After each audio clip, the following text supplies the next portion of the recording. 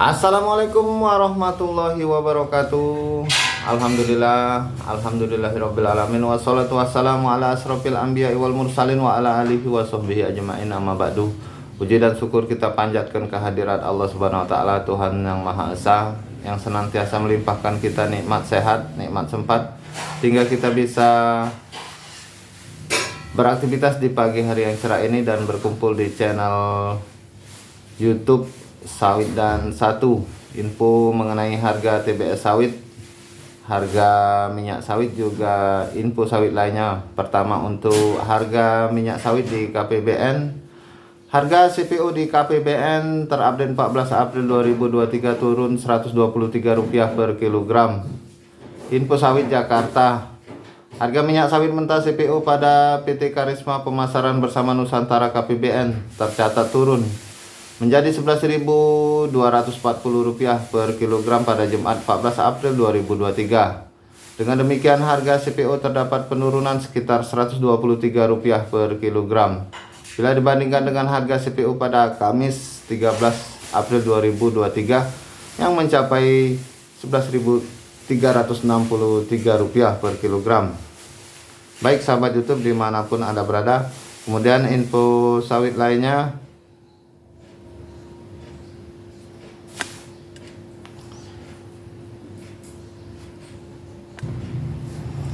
FGD sawit berkelanjutan. Masalah minyak goreng bukan di suplai, tetapi di harga dan distribusi. Info sawit Jakarta. Diungkapkan Direktur Pemasaran Holding Perkebunan Nusantara PTPN 3 Persero Dwi Sutoro, permasalahan dasar atau fundamental minyak goreng yang sering terjadi di Indonesia adalah bukan dalam hal suplai dan kapasitas produksi, namun dalam masalah harga dan distribusi.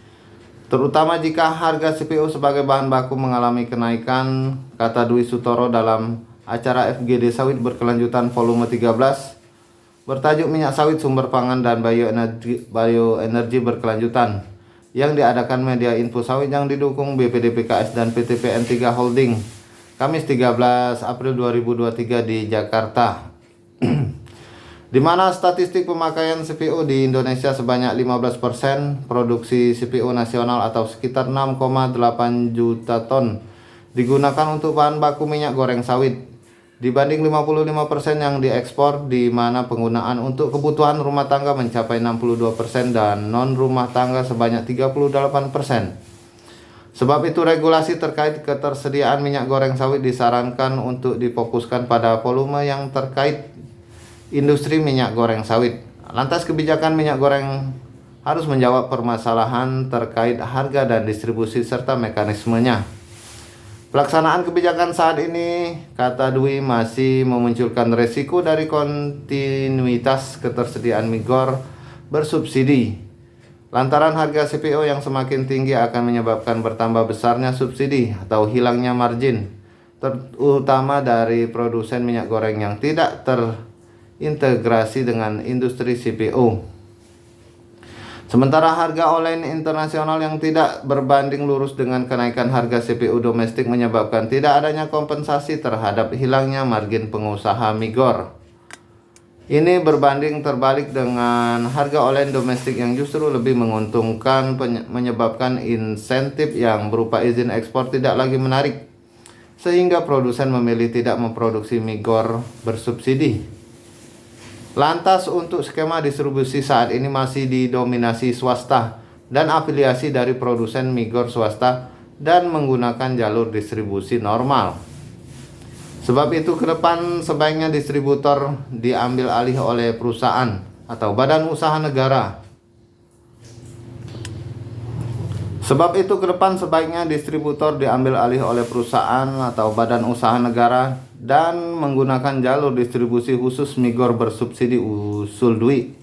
Bagaimana peran PTPN? Kata Dwi, pihaknya saat ini sedang membangun kapasitas serta kapabilitas perusahaan dalam meningkatkan peran dan keterlibatan negara. Caranya pertama meningkatkan kapasitas produksi minyak goreng, yang mana PTPN saat ini sedang menyiapkan kapasitas industri minyak goreng sebagai bagian dari proyek strategis nasional dengan kapasitas 3 juta ton per tahun.